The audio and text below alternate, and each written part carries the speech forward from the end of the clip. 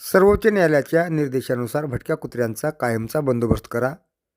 4 दिवस श्वान पकडण्याचा देखावा करू नका. अभियान प्रमुख संजय कुमार कांबळे यांचा प्रशासनाला इशारा. उदगीर शहरात मोकाट कुत्र्यांच्या प्रमाणात दिवसेंदिवस मोठी वाढ होत असून शहरात फिरणारे मोकाट कुत्रे अनेकांना चावा घेत आहेत.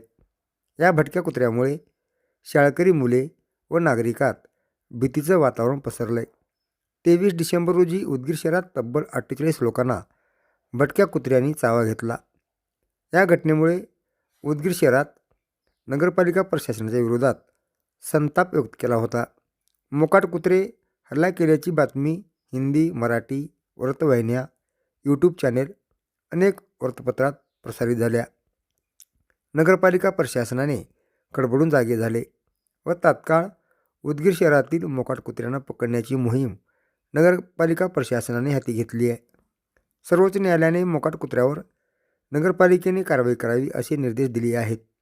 उदगीर नगरपालिका प्रशासनाने सर्वोच्च न्यायालयाने दिलेल्या निर्देशानुसार व उदगीर शहरातील नागरिकांच्या मागणीनुसार मोकाट कुत्र्यांचा कायमस्वरूपी बंदोबस्त करावा.